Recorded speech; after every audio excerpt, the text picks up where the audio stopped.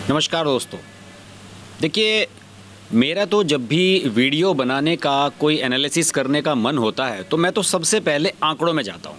सबसे पहले तथ्य जुटाता हूँ किसी भी बात को साबित करने के लिए, क्योंकि आंकड़ों के बिना आप किसी बात को सही साबित नहीं कर सकते। इसलिए बहुत ज़रूरी है कि आप डायरी मेंटेन करें और डायरी में अपना हिसाब किताब रखें। अब देखिए, इस वीडियो के लिए मैंने इतने सारे आंकड़े जुटाए हैं, पूरा पेज भरा हुआ है और ये बहुत ज़रूरी है क्योंकि इस समय में उत्तर प्रदेश की राजनीति को लेकर जो टोटल सिनेरियो बनकर सामने आ रहा है उसमें ये आ रहा है कि राष्ट्रीय लोकदल स्वर्गीय चौधरी अजीत सिंह की पार्टी अपने आप को रिवाइव करने के लिए बहुत बड़ा प्रयास कर रही है।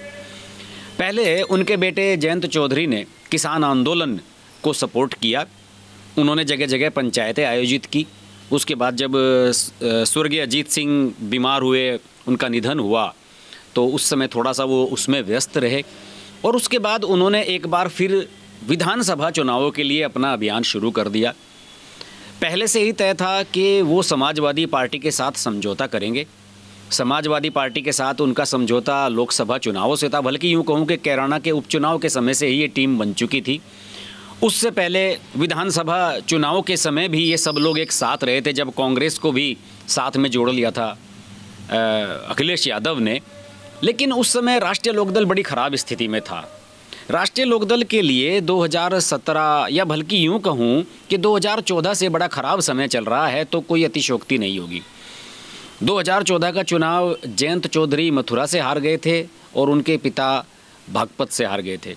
2014 में जब उनके पिता अजीत सिंह चुनाव हारे थे बागपत में, तो आप समझ सकते हैं कि उनकी स्थिति क्या हुई थी।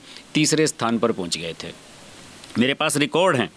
2014 में बीजेपी के सतपाल सिंह ने पहला स्थान हासिल किया था और दूसरे स्थान पर समाजवादी पार्टी के गुलाम मोहम्मद रहे थे, जिन्हें 2,13,000 वोट मिले थे और अजीत सिंह को 1,99,516 वोट मिले थे। केवल 19.86% वोट बागपत सीट पर अजीत सिंह को मिले थे। आप समझ सकते हैं कि 2009 में अजीत सिंह को यहाँ पर 38.88% वोट मिले थे और 2009 में सब जानते हैं कि लोकसभा चुनाव में बीजेपी के साथ मिलकर चुनाव लड़ रही थी राष्ट्रीय लोकदल। उधर 2009 में पहली बार जयंत चौधरी मथुरा से सांसद बने थे और वो भी बीजेपी के समझौते से बने थे। उसके बाद से ही समय खराब चला है। बीजेपी का साथ छोड़ने के साथ ही ये मानना होगा कि राष्ट्रीय लोकदल का डाउनफॉल उत्तर प्रदेश में तेज़ी से हुआ है। ना उसे लोकसभा चुनावों में सफलता हासिल हुई, ना उसे विधानसभा चुनावों में सफलता हासिल हुई।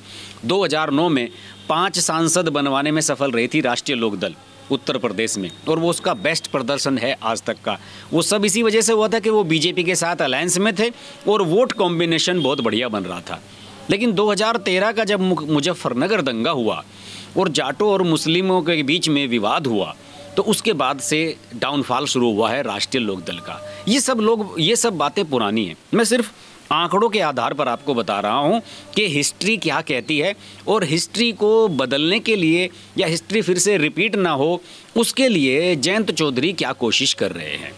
देखिए, 2009 के लोकसभा चुनाव जो हुए थे, खासतौर से मुजफ्फरनगर सीट और बागपत सीट, इन दोनों सीटों का जानना बहुत ज़रूरी है क्योंकि 2019 के चुनाव में बागपत से जयंत चौधरी और मुजफ्फरनगर से अजीत सिंह को हार का सामना करना पड़ा था। और अब जब इस बारे में मैं वीडियो बना रहा हूं कि आने वाले समय में जयंत चौधरी मुजफ्फरनगर लोकसभा सीट से चुनाव लड़ने की तैयारी कर रहे हैं, तो इसके लिए 2009 के चुनाव नतीजों को जान लेना बहुत ज़रूरी है। पहले बात मुजफ्फरनगर की करता हूं। 2009 में यहाँ से बसपा के सांसद बने थे कादिर राणा और उन्हें 2,75,318 वोट मिले थे। उन्हें 36.96% वोट मिले थे। इसके अलावा दूसरे स्थान पर रही थी राष्ट्रीय लोकदल की अनुराधा चौधरी। उस समय देखिए, दुर्भाग्य अनुराधा चौधरी का राष्ट्रीय लोकदल की बड़ी नेता थी। अजीत सिंह के बाद सेकंड नंबर पर उनकी पूछ हुआ करती थी पार्टी में, लेकिन बीजेपी के साथ गठबंधन होने के बावजूद भी अनुराधा चौधरी इस सीट को हार गई थी, जबकि उन्हें पूरा श्योर यकीन था कि वो यहाँ से जीतेंगी, क्योंकि इससे पहले जब 2004 का चुनाव उन्होंने जीता था, वो कैराना लोकसभा सीट से जीता था और वो अपनी सीट बदलकर यहाँ पर आई थी कि मुजफ्फरनगर से जीतना उनके लिए आसान रहेगा। और अजीत सिंह ने कहा था ठीक है लड़ लो, आप जहाँ से मर्जी लड़ लो। और उन्होंने नरेंद्र मोदी जब गुजरात के मुख्यमंत्री थी अपनी रैली करवाई थी केवल इसी वजह से कि कादिर राणा के रूप में मुस्लिम प्रत्याशी उनके सामने हैं और मतों का ध्रुवीकरण कराया जाए। लेकिन समीकरण अनुराधा चौधरी के हिसाब से बिल्कुल भी नहीं बने थे, क्योंकि समाजवादी पार्टी ने ठाकुर संगीत सिंह सोम को यहाँ से टिकट दिया था, जो ठाकुरों के वोट काटने में सफल रहे और 1,06,667 वोट संगीत सोम ने लिए। संगीत सोम का बल्कि ये समाजवादी पार्टी से भले ही लड़े हों 2009 में, लेकिन इस समय पिछली 2 योजनाओं से ये सरधना सीट से बीजेपी के विधायक हैं और बड़े कट्टर हिंदूवादी टाइप के नेता बताए जाते हैं और इसी तरह की इनकी छवि है। लेकिन ये समाजवादी पार्टी से लोकसभा चुनाव लड़े थे मुजफ्फरनगर सीट से 2009 में। इसके अलावा 2009 में कांग्रेस के टिकट पर ही हरिंदर मलिक लड़े थे। उन्होंने जाटों के वोट काटे यहाँ से और 73,848 वोट लेने में सफलता रहे, जो कि टोटल वोट्स का 9.91% था। अब आप समझ सकते हैं कि ठाकुरों के वोट संगीत सोम ने काट दिए, जाटों के वोट हरिंदर मलिक ने काट दिए, तो अनुराधा चौधरी का हारना तो तय था ही। और बहुत मेरे ख्याल में 20,000 के मतों से ही कादिर राणा ने अनुराधा चौधरी को हराया था। बागपत में अगर मैं बात करूं 2009 में, तो अजीत सिंह को 2,38,638 वोट मिले थे, जो कि 38.88% था। इसमें बीजेपी का वोट भी शामिल था। यहाँ पर दूसरे स्थान पर रहे थे बसपा के मुकेश शर्मा, जिन्हें 1,75,611 वोट मिले थे और उन्हें 28.61% वोट हासिल हुए थे। सोमपाल शास्त्री, जो अटल बिहारी वाजपेयी के समय में कभी कृषि मंत्री रहे थे, वो कांग्रेस के टिकट पर यहाँ चुनाव लड़ने आ गए थे अजीत सिंह के सामने। ये अलग बात है कि आज सोमपाल शास्त्री जयंत चौधरी को सलाह देते हैं और जयंत चौधरी के खास टीम में शामिल हो चुके हैं, क्योंकि जयंत चौधरी को भी एक बुजुर्ग नेता ऐसा चाहिए जिससे ये लगे कि हाँ यार, ये सिर्फ युवाओं की ही टीम नहीं है, उनके पास जो सीनियर लीडर्स हैं उनकी भी कोई कमी नहीं है। तो सोमपाल शास्त्री आजकल जुड़े हुए हैं और कृषि कानूनों पे मैंने देखा है कि बड़ी बड़ी ज्ञान भरी बातें वो टीवी चैनल्स पर करते हुए नज़र आते थे। लेकिन यहाँ वो अजीत सिंह के सामने चुनाव लड़े थे और अजीत सिंह के सामने उन्होंने लड़ते हुए कांग्रेस के टिकट पर लड़ते हुए 1,36,964 वोट हासिल किए थे और ये कमेंडेबल वो था। 22.32% उन्हें वोट मिले थे। और चौथे स्थान पर यहाँ सपा के साहब सिंह रहे थे, जिन्हें 45,644 वोट मिले थे। तो आप समझ सकते हैं कि अजीत सिंह विपरीत परिस्थितियों में भी, विपरीत परिस्थितियां जिस तरीके से अनुराधा चौधरी के लिए 2009 में मुजफ्फरनगर से बनी, उसी तरीके से 2009 में बागपत में अजीत सिंह के लिए बनी, लेकिन अजीत सिंह अंत में जीतने में सफल रहे थे। लेकिन 2014 और 2019 में दोनों ही सीटों पर सीन पूरी तरह से चेंज हो जाता है। 2014 में मैंने आपको पहले ही बताया कि सतपाल सिंह आते हैं बीजेपी के टिकट पर बागपत से और अजीत सिंह तीसरे स्थान पर खिसक जाते हैं। गुलाम मोहम्मद समाजवादी पार्टी के मुस्लिम कैंडिडेट दूसरे स्थान पर पहुंच जाते हैं, क्योंकि उस समय जाटों ने और मुसलमानों ने ये जो विवाद हुआ, मुजफ्फरनगर का जो विवाद हुआ, उसके बाद मुसलमानों ने कहा कि भाई हम अजीत सिंह को वोट नहीं देंगे और मुसलमानों ने अपने प्रत्याशी गुलाम मोहम्मद को वोट दिया। और ये माना जाता है कि ये जो 2,13,000 वोट हैं, ये सारे के सारे वोट पहले अजीत सिंह को मिला करते थे, यानी कि मुस्लिम वोट वो सारे के सारे उससे टूटकर समाजवादी पार्टी के पास चले गए और अजीत सिंह को यहाँ हार का सामना करना पड़ा और भारी अंतर से यहाँ पर जीतने में सफल रहे थे सतपाल सिंह। अजीत सिंह तीसरे स्थान पर खिसक गए थे। केवल 1,99,516 उन्हें वोट मिले थे और कुल 19.86% वोट उन्हें मिले थे, जबकि 2009 में उन्हें 38% से अधिक वोट यहाँ पर मिले थे। वीडियो थोड़ा लंबा हो सकता है, लेकिन आंकड़ों पर अगर मैं बात करूंगा तो वीडियो लंबा हो गई। मैं आपको साबित करने की कोशिश कर रहा हूं कि जयंत चौधरी इस बार बागपत के बजाय मुजफ्फरनगर से चुनाव क्यों लड़ना चाह रहे हैं, और यही इस आंकड़ों में ही सारा खेल छुपा हुआ है। 2019 के चुनाव में आता हूँ।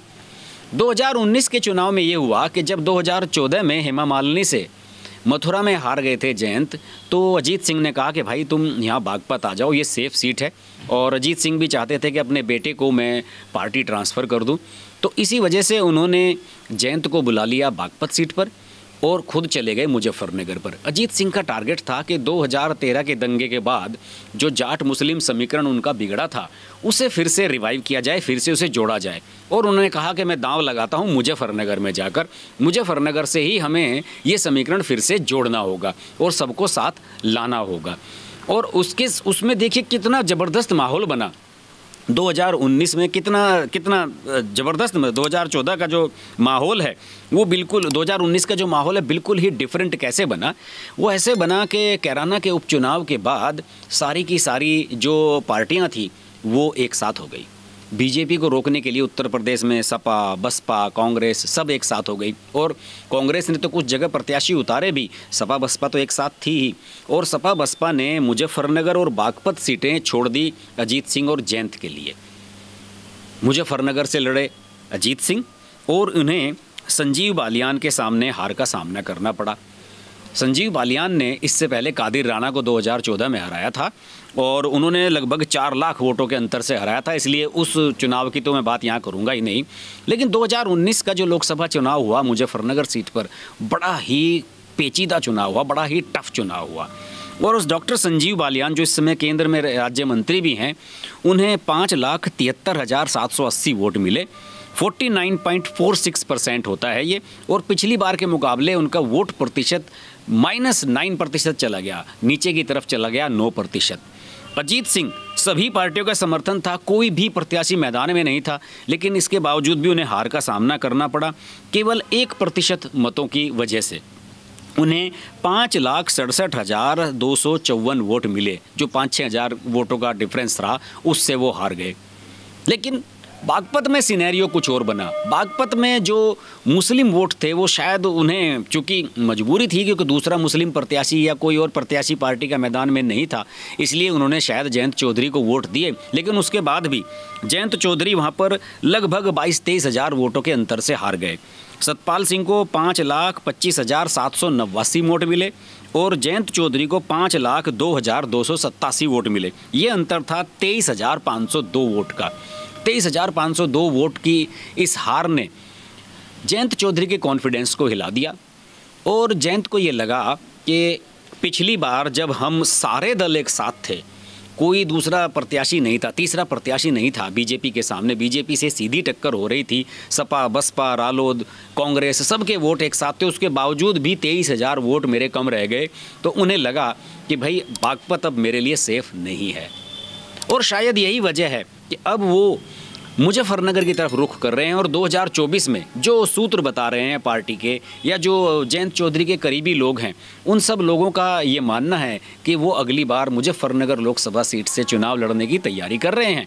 और यही वजह है कि जब गठबंधन की बात आ रही है, विधानसभा के सीटों के लिए 2022 के लिए सीट शेयरिंग की बात आ रही है, तो वो बार बार दबाव बना रहे हैं समाजवादी पार्टी पे कि मुझे मुजफ्फरनगर की सारी सीटें चाहिए, एक आध सीट आप लेना चाहो शहर वहर की तो वो आप ले लीजिए। क्यों?